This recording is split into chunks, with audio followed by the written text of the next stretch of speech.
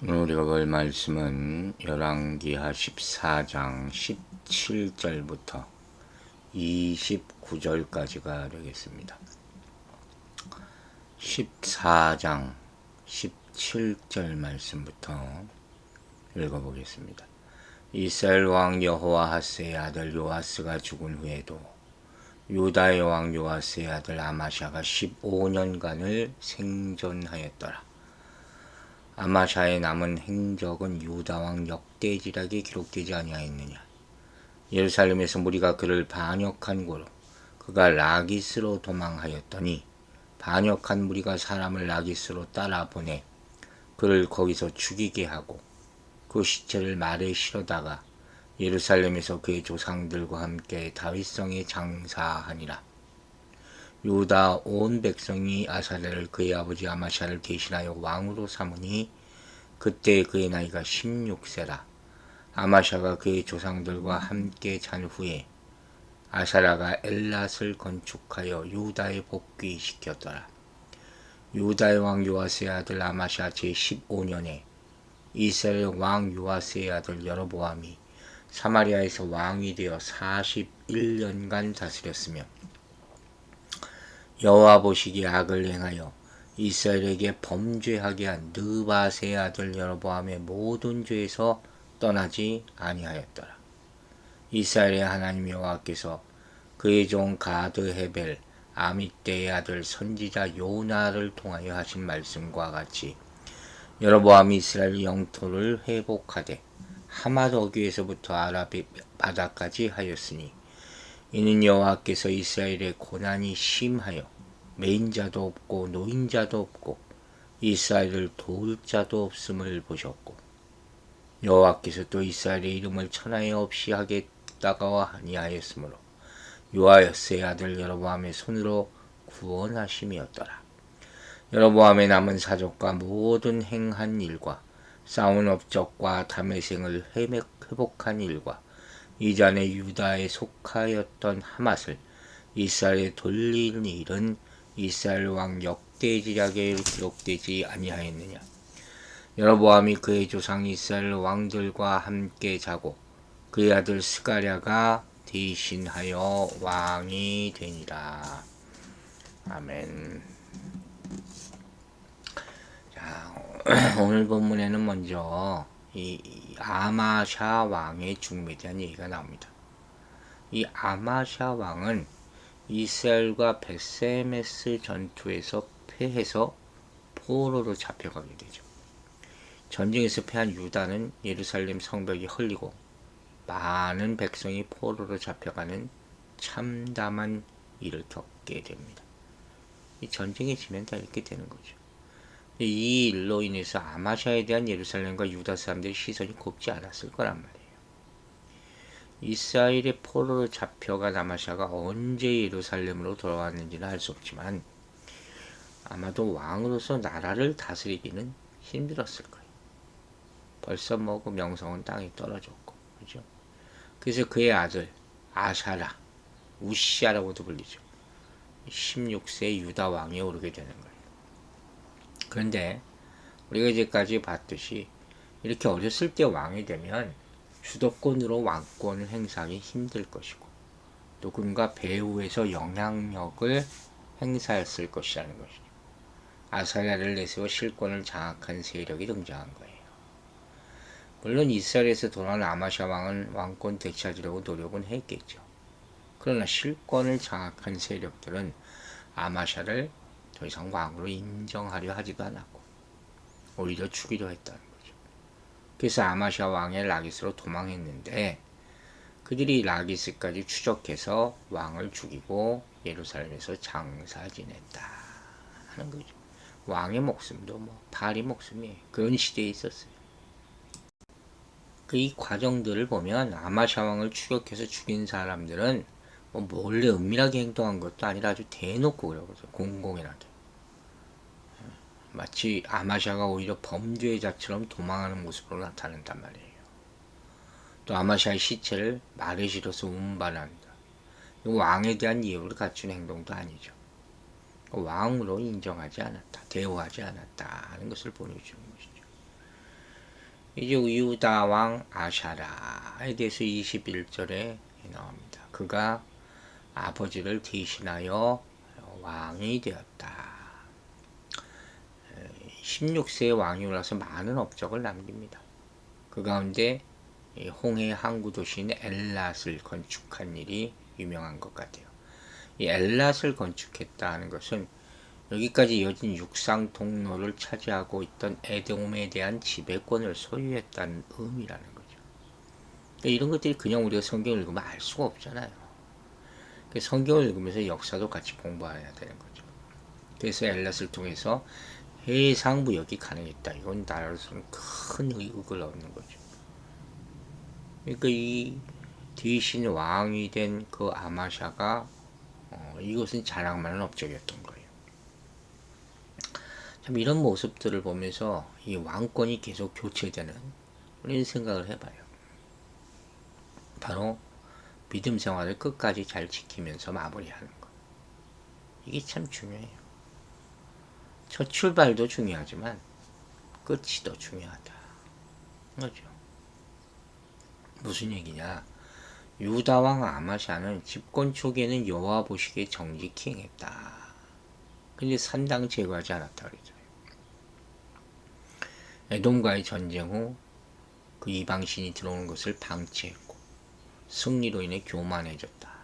마침내 패배를 당하고 비참한 죽음을 당하게 된. 그걸 계속 지금 그 전철을 밟고 있는 거죠. 우리도 신앙 초심이라는 게 있잖아요. 순수함. 그걸 잃지 말아야 되는 거예요. 시간이 지날수록 점점 믿음이 변질되지 않는. 정말 주의해야 되는 것이죠. 여러분 모두 어떤 유혹이 있어도 뿌리치면서 신앙의 경주를 끝까지 잘 마치게 되기를 기도합니다. 이렇게 초심을 지키면서 하나님이 맡겨주신 일 생기면 또 그걸 끝까지 최선을 다하는 거죠. 누가 뭐라 그러든. 그죠? 돈이나 명예나 쾌락. 이게 다 여기다 무너지는 거예요. 그걸 하나님보다 더 사랑하고 의지해서는 안 되는 거죠. 그 같은 우상이 삶에 스며시 들어와서 믿음을 변질시키고 있지는 않는가 정직하게 오늘도 한번 돌아보시기 바랍니다. 또 어리석은 아마샤처럼 승리의 도취에서 바른 판단을 내리지 못하는 것 아닌가. 분별력이에요. 무엇보다 우리 믿음은 변하지 말아야 되죠. 시간이 가면 갈수록 우리 믿음은 더 굳건해져야 되는 거예요.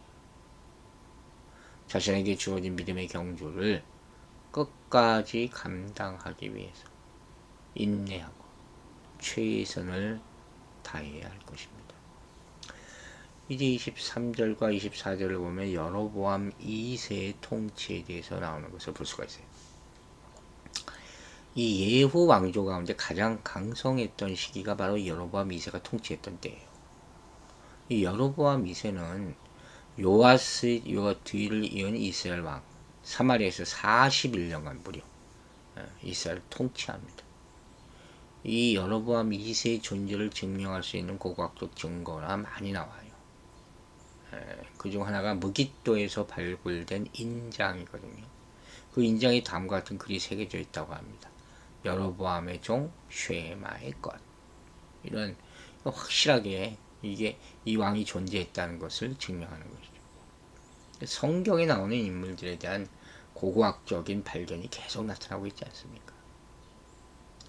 특별히 여로보암 2세는 경제적으로 나라를 부흥시켰고 영토를 회복하기도 했지만 근데 안타깝게도 그에 대한 종합적인 평가는 역시 부정적이에요. 다른 이스라엘 왕에 대한 평가와 같이 그도 여로보암의 죄를 답습했다. 이렇게 평가받고 있는 참 너무 안타깝죠. 어떻게 한 왕이 제대로 된 왕이 없습니까?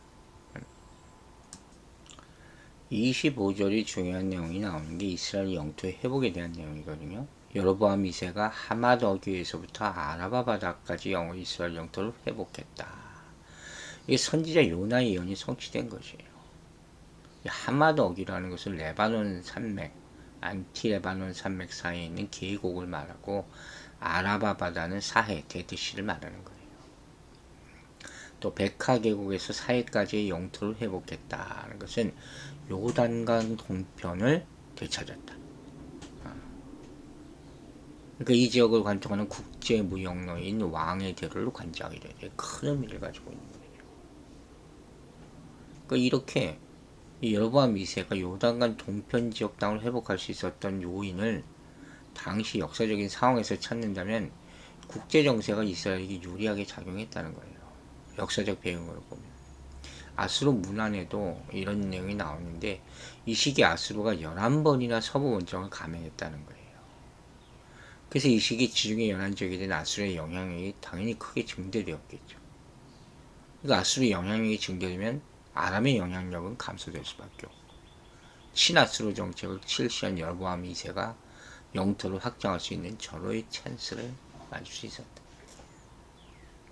참 이것도 중요해요. 때가 맞아야 되는 거예요. 국제 정세가 어쨌든 이랬기 때문에 요단강 동평 지역을 놓고 아람과 패권 다툼을 벌이고 있던 여로보암 2세가 큰 어려움 없이 이 지역을 차지할 수 있었던 것이다 하는 말씀이죠. 그러니까 이 단기간에 경제 부흥을 일으킬 수 있었고, 참 이런 평가들을 보면서 우리가 또 생각할 게 하나 있어요. 그게 뭐냐? 하나님이 우리를 어떻게 평가하셨냐 하는 거예요. 여러분, 하나님이 여러분을 어떻게 평가하실 것 같아요? 그리고 주일날도 그런 거 얘기했어요. 우리가 업적이나 뭐 이런 걸 보지 않으신다. 지위나 이런 거 보지 않으신다. 근데도 사람들은 죽을 때까지 자신의 기준과 하나님의 기준과 상관없는 것들을 추구하고 살아요. 왜 그런지 모르겠어요. 그렇게 얘기하는데도 여로보암 2세가 그 통치력을 바탕으로 북왕조 역사에서 찾아볼 수 없을 만큼 영토를 크게 확대하겠다 그랬잖아요. 근데 하나님은 우상 숭배로 가득한 그의 삶을 악하다고 평가했단 말이에요. 눈에 보이는 업적을 이룬 것과 하나님의 평가는 완전히 다른 거예요. 그걸 알아야 되는 거예요. 하나님은 마음의 중심을 보신다. 우리가 그분의 뜻에 얼마나 순종하는가를 보신다. 성경이 계속 이렇게 얘기하고 있지 않습니까? 뭘 가지고 답답해하고 뭘 가지고 서로하고 뭘 가지고 슬퍼합니까? 그걸 가지고 평가받을 것이 아닌데 좀 깊이 생각해 보시고 기도하시기 바랍니다. 우리는 물론 목표를 세우고 그것을 이루기 위해 최선을 다함으로 살아가야 하지만 하나님이 어떤 기준으로 보시는가를 깊이 생각하면서 세워야 되는 거예요. 목표도. 여러분 지금 마음의 중심이 어디 있습니까? 하나님께 순종하고 있습니까? 정직히 한번 돌아보시기 바랍니다. 그걸로 자기 마음을 속이지 말고 남을 속이지 말고 또한 여러분의 가정 또한 하나님의 기준 위에 바르게 서 있는지 바르게 자녀들을 믿음으로 가르치고 있는지 이게 너무 중요하죠. 세상적인 평안에만 빠져서 하나님의 뜻을 찾는데 하나님의 사명을 소홀히 하고 있는지 아닌가 돌아보시라 하는 말씀을 또 드립니다. 26절 17절은 여로보암 2세를 통한 하나님의 구원에 대한 말씀이 나와요. 이 여로보암 2세가 영토를 회복하고 경제를 부흥시킨 업적에 대한 설명이 지금 계속 이어지는데 이 모든 업적이 하나님의 능력으로 말미암아 이루어지는 사실 그게 나오는 거죠. 다 이 국제 정세도 하나님의 통치 안에 있기 때문에 이 사람들이 사는 것이죠. 모든 것이 하나님의 은혜였다. 고백이에요. 왕의 힘이 아니라 하나님의 계획과 섭리로 이루어진 것이고 선지자를 통해 예언된 말씀이 성취된 것이다. 그 얘기를 하는 거예요. 26절을 보면 이런 말이 나오잖아요. 이는 여호와께서 이스라엘의 고난이 심하여 매인자도 없고 노인자도 없고 이스라엘을 도울 자도 없음을 보셨고 이 가슴 아픈 얘기죠. 매인자도 노인자도 이 반란이 일어나서 왕실이 몰살당할 때를 나타내는 표현인데 기혼자도 없고 미혼자도 없다. 이게 무슨 의미냐면 모든 것을 인과응보 차원에서만 볼 수 없다는 거예요. 그렇게 봐서도 안 된다. 왜? 하나님은 하십니까? 하나님의 심각한 형벌이나 심판이 예상되는 시점에 오히려 이스라엘에게 은혜를 베푸시고 있잖아요. 이게 참 우리 이해할 수 없는 부분이에요. 근데 이게 이스라엘이 잘해서 아니잖아요. 의롭해서도 아니고 공로가 있기 때문에도 아니고. 여러분은 분명히 악한 왕이라고. 근데 하나님이 이스라엘이 심한 고난을 겪는 것을 인해서 마음 아파하셨다. 긍휼이죠. 오로지 하나님의 긍휼 때문에. 또 더군다나 그 고통에 처한 그들을 돕는 손길이 하나도 없었다. 이게 아버지 하나님의 긍휼을 일으켰다는 거예요. 우리 어떻게 이걸 알아요? 여러분 근데 생각해 보세요. 우리의 구원이 바로 이런 거예요. 우리가 의로워서가 아니잖아요. 우리가 전혀 사랑스럽지 못한 밉상 죄인. 근데 그 우리를 위해서 그리스도께서 죽으셨고, 그것이 바로 우리를 향한 하나님의 사랑이다. 이것을 알고 살아야 되고, 이것을 잊지 말고 다른 사람을 대해야 한다 하는 말씀입니다. 마지막으로 28절과 9절을 보면 여로보암 2세의 죽음이 나옵니다. 하나님은 우리가 고통받을 때 우리를 그냥 두시는 분이 절대 아니죠. 여러 가지 방법을 통해서 우리를 살피시고 고통 가운데서 구원해 주세요. 때로는 전혀 생각하지 못했던 방법을 통해서 은혜 베푸신다는 거예요. 비록 악한 왕이지만 여로보암 2세의 강력한 통치력을 사용해 그들에게 안정과 힘을 줄 때도 물론 있고, 결론적으로 저는 이렇게 말하고 싶어요. 하나님은 우리를 결코 떠나지 않으신다. 여러분 믿으시기 바랍니다. 이스라엘에게 은혜를 베푸신 하나님은 우리에게도 찾아오셔서 우리의 고통을 보시고 때가 되면 구원해 주실 것이죠. 그러니 절대 절망하지 마시기 바랍니다. 하나님께서 우리를 돕고자 여러 가지 상황을 여실 때 그것을 바로 분별해보고 이용하는 영적 민감성을 가지고 이 세상에서 정직한 의로운 믿음을 가진 태도로 살아가게 되기를 주의 이름으로 축원합니다. 기도하겠습니다. 아버지 하나님 감사합니다. 오늘 아침에도 주의 말씀으로 하루를 시작합니다. 세상은 내 뜻대로 안 되는 것 같지만 하나님의 뜻은 이루어지고 있습니다. 우리가 신앙의 초심을 잃지 않도록 도와주시고 믿음이 변질되지 않도록 굳건한 믿음을 허락하여 주시옵소서. 우리의 모습이 어떤가 내 스스로 판단하고 내 뜻대로 살지 말게 하여 주시고, 하나님이 우리의 삶을 세상의 주인은 업적으로 평가하지 하시는 깨닫고 마음의 중심을 보시는 하나님 앞에 경건함과 솔직함과 참된 모습으로 나아가게 도와주시옵소서. 이스라엘이 선해서 왕들이 착해서가 아니라 하나님의 긍휼이, 하나님의 선하심이, 하나님의 사랑이 그들을 구원했음을 우리는 보게 믿고 우리도 그렇게 살아야 하겠습니다. 하나님은 우리를 결코 떠나지 않으실 줄로 믿습니다. 이 믿음으로 오늘 하루 의지하고 주민과 동행하도록 인도하여 주시옵소서. 감사드리며 예수 그리스도 이름으로 기도했습니다.